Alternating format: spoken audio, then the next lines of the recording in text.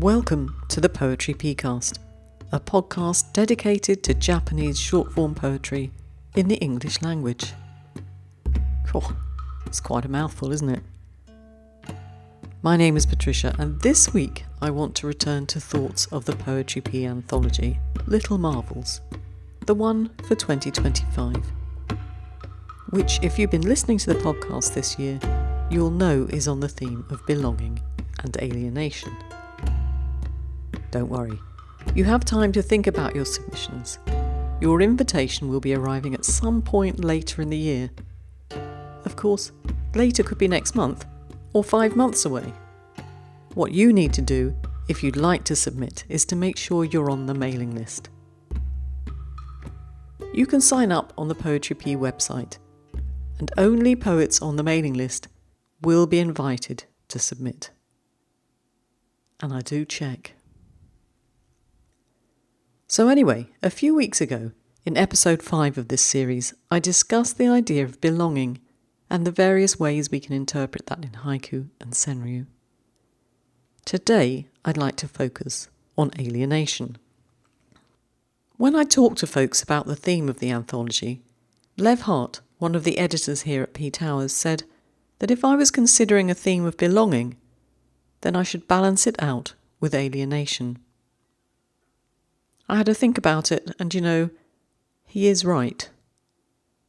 I started by checking the definition. Off I went to my Collins English Dictionary, and this is what it told me.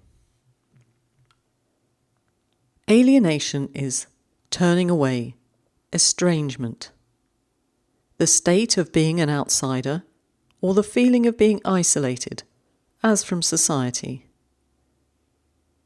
In psychiatry, they see it as a state in which a person's feelings are inhibited, so that eventually both the self and the external world seem unreal. And of course there's a legal definition too, and that's the transfer of the ownership of property rights. All of the above might be interesting to write about. Having done that, I headed to the thesaurus, online this time, and it gave me some synonyms for alienation: disaffection, estrangement, indifference, separation, and isolation. And I thought to myself, Lev was definitely right. That's a great set of words to inspire you to write a wealth of poetry. So I thought I'd take a look for some poetry that fell into the category of alienation and share them with you. As I went along, some other ideas came to me. Shall we have a listen to some haiku and senryu and see which way my mind went? First off, I was thinking about isolation. Now I realise I'm probably speaking to all you women out there who've had a taste of menopause, although some of the chaps might identify with what I'm saying. Did you find that the brain fog was terribly isolating? I know I did. So that's where I went first, menopause.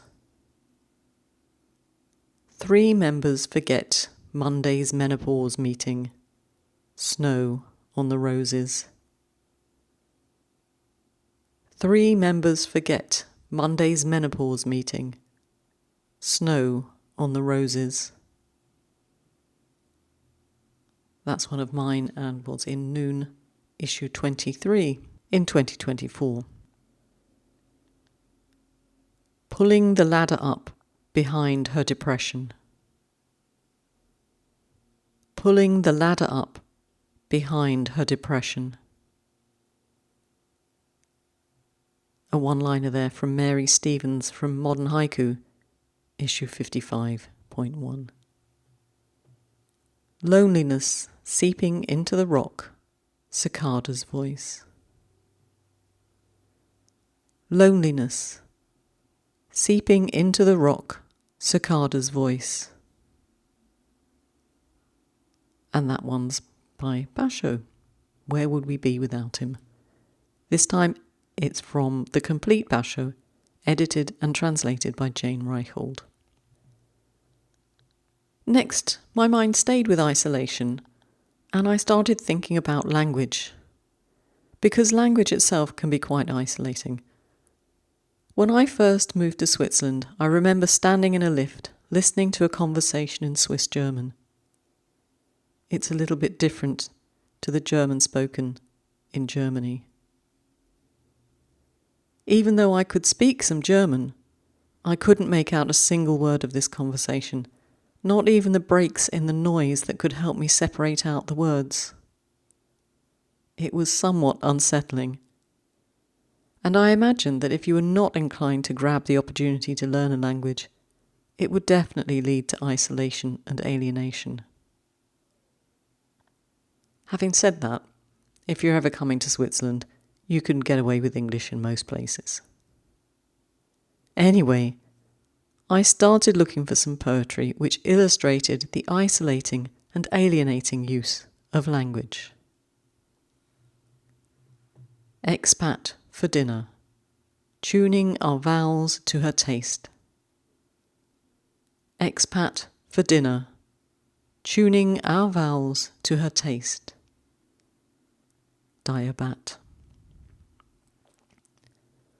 I'm pretty sure Dyer didn't mean that they were eating the expat for dinner, but trying to accommodate the expat in terms of language. The in-laws gossiping about family in another language. The in-laws gossiping about family in another language.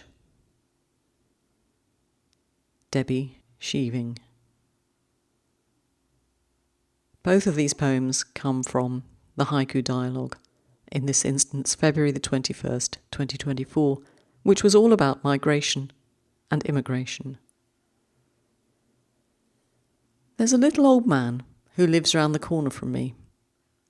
I don't see him out walking so much. Mostly he drives around in his red mobility vehicle. So we smile and wave at each other. Honestly, he's really ancient, and I worry if I don't see him for a while. So it's often a relief just to be able to wave at him. From time to time, he's out walking at the same time as me, and we stop for a chat. He speaks Swiss German, and I speak Schriftdeutsch, or the German that's spoken in Germany, back to him. A lot of smiling goes on. I wrote something about our interactions. Heidi's grandad, I speak no dialect to deaf ears. Heidi's grandad, I speak no dialect to deaf ears. And that's from Bones, issue 18. I suppose it sort of illustrates the opposite to isolation, because neither of us lets the language, nor his deafness, get in the way of our interaction. But it could be easily done. And moving on from that thought, not letting things get in the way of moving on and integrating, sometimes when you're away from home, you have an ache for it, don't you? And I reckon that could heighten any feelings of alienation you might be feeling.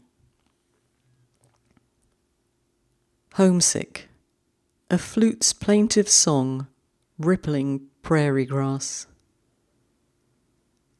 Homesick, a flute's plaintive song, rippling prairie grass. That's one of Joe Balistreri's from The Heron's Nest, 26.4.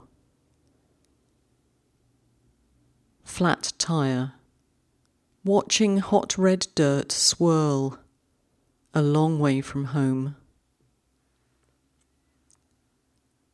Flat tire, watching hot red dirt swirl a long way from home. Rob McKinnon, Poetry Pea Journal 1/23. Sagebrush, an ache for home in the harmonica. Sagebrush, An Ache for Home in the Harmonica. Chad Lee Robinson, The Heron's Nest, 26.4. I get homesick too sometimes. For me, it's the thought of fish and chips, slathered in vinegar, eaten from a paper wrapping. Or perhaps next weekend would be a tough one, when Crystal Palace Football Club are playing one of our nemesis teams in the 5th round of the FA Cup. It's a very important, prestigious football competition in England, in case you don't know it. I'd like to be there at their ground, Selhurst Park, singing along with the fans, feeling glad all over, hopefully. But I will be in front of the telly, watching them, or behind the couch, as so often happens when you're watching Crystal Palace, because in the last 10 minutes, it can get really nerve-wracking. Now, disaffection. There are certain times in your life when, if only for a little while, you feel a bit like this. For me, my 30th birthday was the worst. Snow-tipped pine, living my life in 3/4 time. Snow-tipped pine, living my life in 3/4 time. Carol Judkins, from Modern Haiku, 54.2. Blossom wind, too late now to be who I wanted to be. Blossom wind, too late now to be who I wanted to be. Sandra Simpson, from International Women's Haiku Festival, 2018. I found a variety of takes on separation and estrangement. When I read these poems, that's where they take me. It might be different from you. Have a listen. Envelope. How can I send you this sparrow's chirp? Envelope. How can I send you this sparrow's chirp? Minal Sarosh, Poetry Pea Journal 123. Certainly when I read that, I can feel that Minal is thinking about someone very close and very far away. They're definitely separated. Her empty nest, even the unnamed tabby disappears. Her empty nest, even the unnamed tabby disappears. That's one of mine from Firefly's Light in 2021. It's about a cat that used to visit my son in his bedroom, climb up the fence and across the balcony and come in and see him. When he left, that was it. Didn't come near us anymore. In fact, I've not seen him for a long while. Moonlight. River divides the forest into 2 nights. Moonlight. River divides the forest into 2 nights. Nikola Nilic. From First Thoughts, a haiku primer by Jim Katian. Snapped string. A kite becomes one with the wind. Snapped string. A kite becomes one with the wind. Vandana Parashar, from the Haiku Dialogue. Having said it, I take a long walk in the cold. Having said it, I take a long walk in the cold. Michael Fessler, Modern Haiku 52.2. And while we're walking, here's another one for you. His walking stick, when I need to talk. His walking stick, when I need to talk. By Peter Newton, Modern Haiku 52.2. When I read that, I wonder, does Peter want to talk to somebody who's died? Or does Peter want to have a little discussion with somebody and the other person just picks up their walking stick and goes for a walk? I like to think it's the second one. I think that might be slightly preferable. Tide darkens some of the driftwood. The other marriage. Tide darkens some of the driftwood. The other marriage. Dan Schwerin. Modern Haiku 52.2. Gold exchange. I sell what's left of our marriage. Gold exchange. I sell what's left of our marriage. Catherine Bold, The Heron's Nest 26.4. Moving day.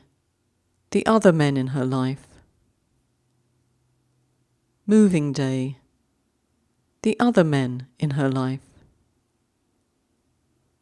That's by John Stevenson, and I found it in an essay by D. Evarts from Suridoro this year.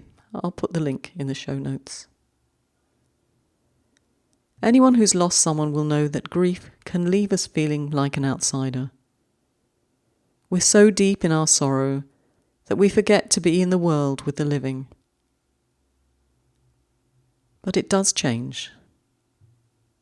I don't think it ever goes away, but you learn to function. Dusty snow globe, the fourth stage of grief. Dusty snow globe, the fourth stage of grief. P.H. Fisher. Poetry Pea Journal 1/23. It was very difficult to find poems that made me think of indifference. I came across this in an edition of Harvard Monthly from April 1916. Yes, I do go that far back to try and find you poems. It's a little something by E.E. Cummings, which is called a haiku. But today we probably wouldn't categorise it as such. Probably not even a senryu. There's nothing to it really. No hidden depth, no empty space. It's very Western in its attempt at short-form verse. Tell me, am I being unfair? I care not greatly should the world remember me in some tomorrow. I care not greatly should the world remember me in some tomorrow. E.E. Cummings. So what do you think? Do you agree with me? But I did find another one, and this time something very contemporary by Ravi Kiran. Lackluster marriage. She glazes the crust of an apple pie. Lackluster marriage. She glazes the crust of an apple pie. And that's from the Poetry Pea Journal 1/23. Now there was one definition of alienation that's used in psychiatry. Remember, a state in which a person's feelings are inhibited, so that eventually both the self and the external world seem unreal. And I wondered, could the next poems illustrate a person heading towards that state?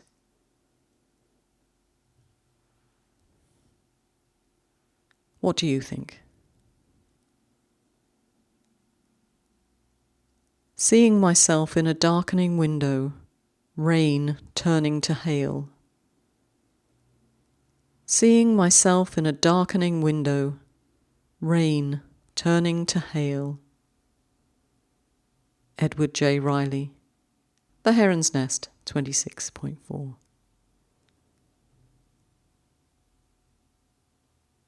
Silence greets me on my darkest night. A snowy owl. Silence greets me on my darkest night. A snowy owl. Jan Stretch. Poetry Pea Journal 123.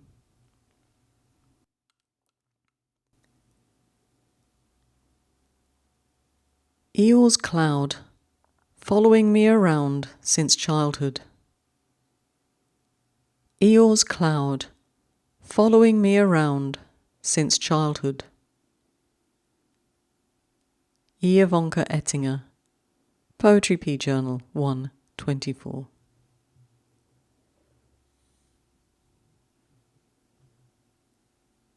Forget-me-nots. She enters the realm of last times. Forget-me-nots. She enters the realm of last times. That's one of mine from Failed Haiku in 2021.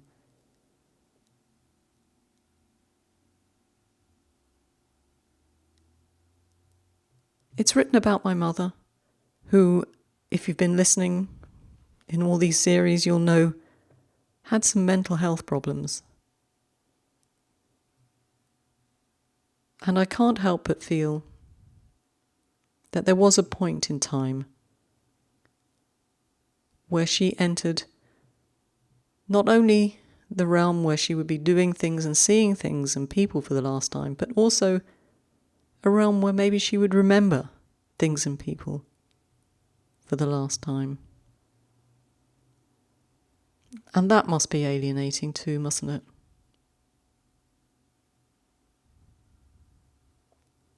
And while I was at it, I thought, we don't just feel alienated ourselves, but we alienate other folks. The neighbours call him special, wild garlic. The neighbours call him special, wild garlic. That one was published in the Wales Haiku Journal in summer of 2023. And next I'm going to share a poem that I'm working on at the moment, which I don't think I've quite got yet. In fact, it's a part of a bigger piece of work. It's about being a member of the Irish community in London during the IRA bombing campaigns. IRA bomb. At the sight of my name badge, a customer recoils. IRA bomb. At the sight of my name badge, a customer recoils. It was something that happened to me in my teenage years, after the Hyde Park bombings when I was working in Marks and Sparks. But it's relevant today too. Do you ever catch yourself looking askance at people or being afraid of people because of their ethnic origin? And the generalisation of a whole group as bad or violent because of the actions of a minority.